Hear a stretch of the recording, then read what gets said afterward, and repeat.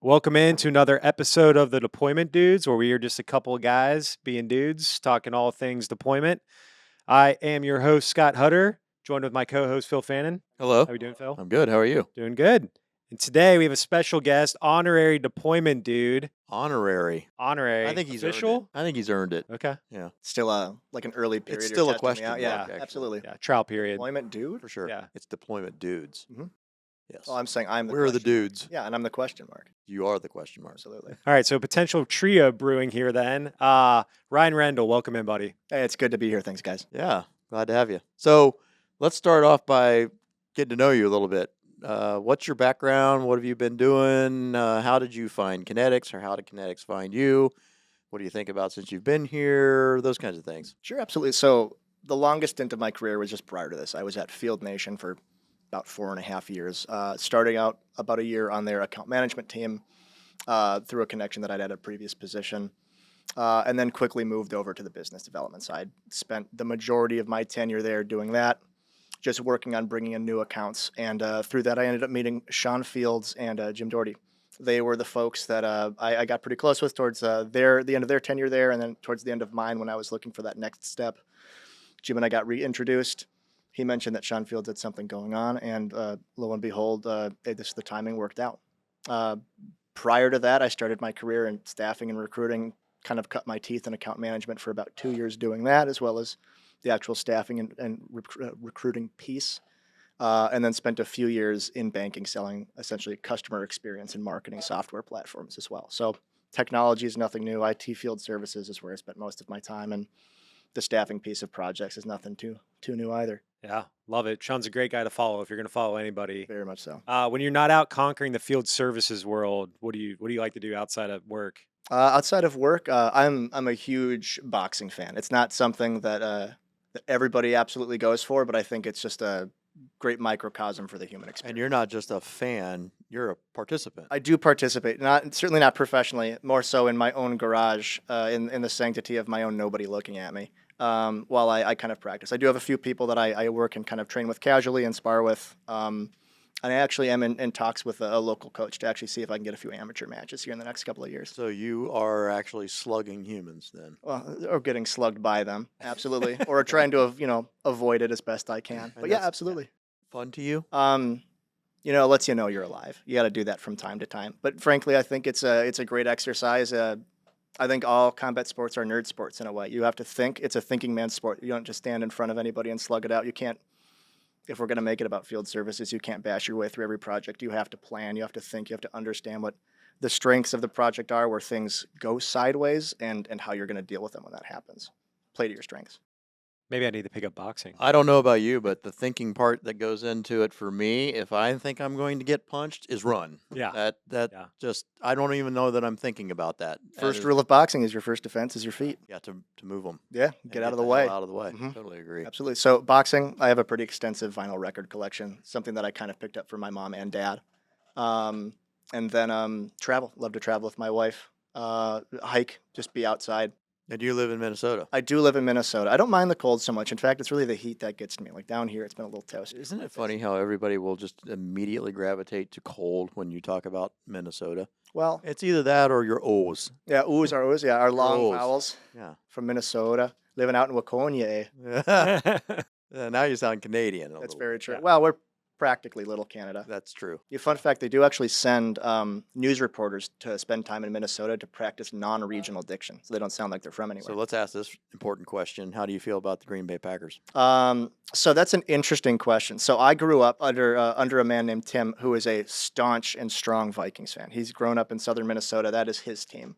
My mother, however, grew up in a small paper mill town in rural Wisconsin in the Chequamegon National Forest called Park Falls. And so she really, I think, out of spite and being a Wisconsinite, has taken quite strongly to the Packers in recent years. And so we have a split household in that regard. I'll always stand by the Vikings. I'm a Minnesota guy through and through.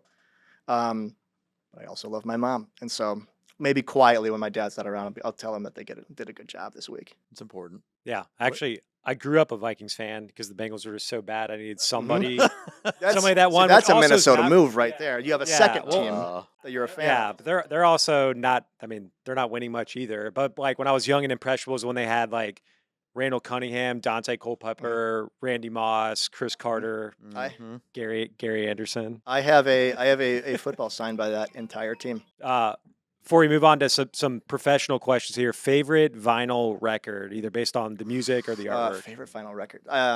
Right now, one of the newest that I got is a newer band for anybody who's into kind of more the jazz and soul genre. Is an album called Angels and Queens by Gabriels. It's one of the most beautiful albums I've ever heard. For the folks out there who don't listen to stuff that nobody's ever heard of, probably a New World record by ELO, Electric Light Orchestra, and then Asia by Steely Dan is probably some of the best stuff I've ever heard.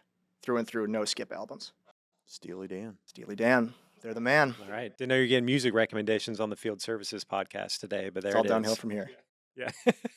All right. So you've been here for a month, 2 months? 4 according to LinkedIn, so really 2. About 2.5, 3. Okay. Favorite thing so far about your tenure here? It's a very flat and accessible organization. In terms of the people that I'm working with, everybody's been remarkably helpful and extremely collaborative. In previous instances at other corporations that I've worked at, whether it was in field services or otherwise, there's always a natural tendency to be siloed and want to follow a specific process. We have process here. However, the main goal is to have a successful outcome within the project, and everybody takes responsibility for that. There isn't really an end wall for any particular team. If there's a step that they can take it to ensure that it's easier or more successful for the next team, everybody tends to do that kind of on instinct. I've enjoyed that quite a great deal. Other piece in terms of what we're actually pushing out into the market is it being a outcome-driven product. We're not just trying to deliver easy access to technicians. We're not just trying to deliver cheap or quick solutions. We are trying to deliver consistency and handle the hardest part, which I don't think is finding techs. I think it's having good project management. I find that in my experience in the industry, which is somewhat limited in comparison to the two of you, is the hardest part. I actually just had that very conversation with a customer today where another one of our competitors doing work with them is failing them from a project management perspective and clearly not vetting the technicians properly, and they're going on site and doing shoddy workmanship. And and that conversation really led us down the path of I indicated that one of the hardest parts of my job, as almost always, is if it's somebody that doesn't know us, is judging us from the start of whether or not this business model can be good. And it's once you are able to kind of take quote unquote the Pepsi challenge with a customer and have an opportunity to kind of prove yourself. And I understand that us saying words is just saying words until you can actually back it up with delivery. And getting that opportunity to just kind of prove it is important. And we are able to back it up. It's tricky too because it's organizations not dissimilar to ours can be like a dime a dozen. If I would tie it back to like martial arts, there's 100 like karate dojos with like some dude named like Keith, who's like running it, who's never actually studied or learned it, but he's running it there, and there's like a bunch of toddlers running around doing like their kicks and punches. For every dozen of those, there's like one honest to God place that has built a solution and a practice around the skill set and the right mentality and learning the lessons in and out of, the mat essentially. And those are hard to find. And so there's a lot of places that might look or act like Kinettix, but that doesn't mean they are Kinettix. Yeah, and staying true to the craft too, and believing in what you're doing. And it's almost like the good guys finish last kind of thing. And sometimes I feel like we end up in that category of, we are doing certain things a certain way. We're trying to guide customers down a path where we've been involved with so many different things. We've seen, these things fall off the edge of the cliff if you don't adhere to certain processes that we're trying to explain, and just trying to remember each and every day that we come in and we do this job, that there is a reason why we're trying to be as disciplined as we are, because managing third-party labor is certainly not easy. It just isn't. And the other thing too, I lost my train of thought. We'll come back to that. We'll come back to that. Anything in particular that you think will be, a little bit of a learning curve for you, or you're going to have to cut your teeth on for a while before you think you get it? Like for me, I was coming from a place that was just focused on domestic.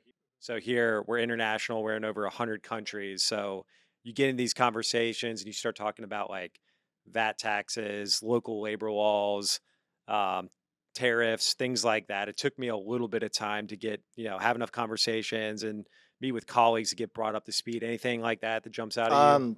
Just to piggyback off that is one of the things I am actually truly most excited about here. My previous tenure anywhere in IT field services was strictly relegated to the domestic scene, and I couldn't help but people would come and say, hey, we're working on doing this, but we also need somebody to do it in Norway, Spain, and Israel, or something along those lines. We'd be like, well, that's where 90% of the work is. 10% still sounds great in the U.S., but we would always want to go after that. And it was hard to say no. And so I am excited that we have those capabilities here. In terms of what I think the biggest learning curve might be, I think that's something that kind of comes down to each client in and of themselves. With being a much more long-term relationship and account management focused organization the way that we are in terms of how we work with our clients, learning their habits is an entirely new ballgame each and every time. Being purely business development at a previous role, kind of switching back and forth between the two in my career, I mentioned this, Phil, to you earlier. I think that you can learn an organization and their pitch and how to sell a product within business development itself in like 20 to 30 days. I think learning how to be a competent account manager on an account by account basis, you have to go all the way through that process, and that's a year, at least to understand, just to see one account, how they grow with you and what their expectations are of you. And you made the comment that it can come a lot faster, and I certainly hope it does. But I think you almost have to exist in a full loop, a full cycle with an account. And I think that's going to be my biggest hurdle, is just not getting too excited and slowing down to listen and making sure that they're getting exactly what they're looking for, as opposed to me being incredibly anxious and excited about the incredible things that we're capable of and wanting to get them on board. Yeah, I mean, for me, I'm still learning. I look at it like fashion. You never get there. It never stops evolving. And what's the matter? You're looking at me. You just funny. haven't figured out that fashion. I haven't either. I'm like, I don't really change it up, so maybe I need to. Well, it's like a metaphor. Yeah, fashion. Sure. You design. have figured it out. That was never just a changes.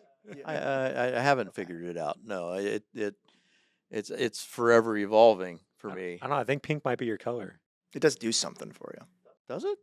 What does it? Brings out the blue in your eyes. Oh, I doubt it. Well, pop of color is great for everybody now and then. I'm colorblind, so is it really this pink? was a white shirt? I didn't even think it was blue? a shirt. I didn't even think it was a shirt. I'm not sure what I thought it was. Looks like a toga, but hey, who am I to judge? To each their own, Phil. To each their own. Any particular areas that you focused on in the past, you feel like you have a certain level of expertise, whether it be QSR, restaurant, warehouse, retail? A lot of what I had been doing previously was centered around retail. I've found kind of throughout my career a lot of success there. I grew up, my dad was the regional sales manager for Texas Instruments, and so I would go along with him. He's that for, I think, 35 years, just retired a few years ago. Shout out to Tim. But he would take me around as Hey, Tim. Hey, Tim. I know you're not on LinkedIn these days, but he would take me around in the summer to go visit the stores. He had Target and Best Buy, Office Max and Depot, and he would be walking through and looking at the displays. And like from that point on, I kind of started looking at actual retail locations a lot differently. It became less of, as a kid, there's just aisles of stuff. That's all that stuff means to you. And then suddenly you're like, they place end caps here for these reasons, because they want to get you closer to this aisle once you're in. Well, you're going to go up and down the aisle, and there's a whole science behind it. He would get so frustrated about, well, they had an agreement about how we're supposed to set up the calculators. That was the division he was in. And the TI-84s? TI-84, absolutely. If you, when he retired, they like ransacked our house, like the IRS just took a bunch of calculators out of that closet. We used to like trade them for stuff at school.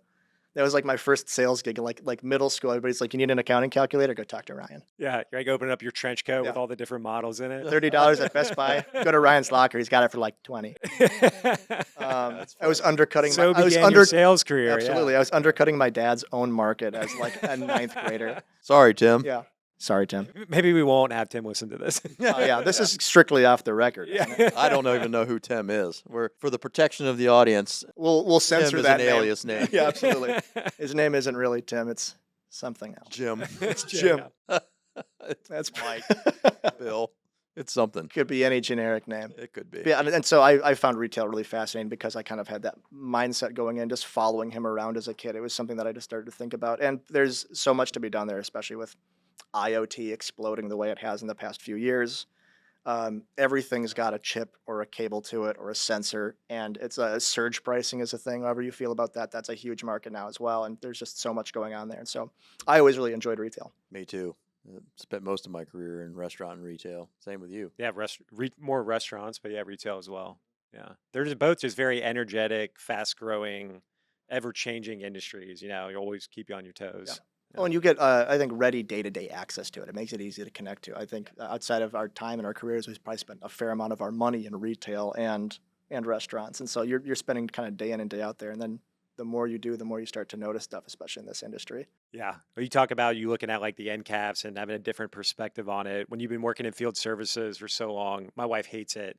Like I'll walk into a restaurant and immediately I'm looking up, Right. I'm trying to figure out like where are the access points? How does the structured cabling look in there? I mean, I've even Oh, asked look, people, there's like, an IDF cabinet hanging Yeah. right there on the wall. It's messy cabling. It's messy cabling. I've even asked managers like, hey, I'm doing a project for you guys. Like, can I see what your network rack looks like? My wife's like, don't embarrass me. Yeah. All of a sudden, the PCI police are coming out. Yeah. You're just there for chickpeas, and suddenly you're like, I just got to head back with these guys. Yeah. I need just a second. People think you're like casing the joint because you're looking around, peeking in Right. the back office. Yeah. Ski mask. It is funny how you get institutionalized in that regard. You can't walk into these places without looking through that lens. It's a second language with your eyes. My dad still gets mad going into Target. He hasn't worked at TI in 5 years. He's just like, they should have stocked this sooner. Just drives him up the wall. Goes, these are not the best selling colors of this year. I remember seeing that TI building in Texas. Oh sure. A long time ago, and it was kind of before like the big Amazon or Walmart distribution centers and these big giant facilities, and that place just always was like huge to me. Monolithic in a sense. Yeah. Yeah, absolutely. Very much so. Huge organization. Calculators, I Mhm. think, is only actually like 5% of their business. It's remarkably small, and that's what everybody knows them for. What else do they do? Semiconductors. That's like 90%. And I think they have like some government contracting as well, but semiconductors go into just about everything. They're like the biggest producer in the world, as I recall. The more you know. Anyway, this is about calculators now. Took a turn there. Yeah, it's totally different. Well, it's not abacuses. That's very true. Big Abacus did not sponsor this message. No, it did not. Well, we're really excited to have you on board, man. Can't wait to see, the things that you're going to do here. Any final thoughts or questions for Ryan? No, I While we got him agree. on the hot seat. Yeah, this was it's good to get to know you, and glad you're here. Looking forward to doing big things. Excited to work with you guys. Maybe we can knock the question mark off of my assignment here now. Well, let's not get ahead of ourselves. Okay, that's fair. That's fair. Got to try. All right. Thanks All a right, lot, guys. Till next time. Thanks, guys. Thank you.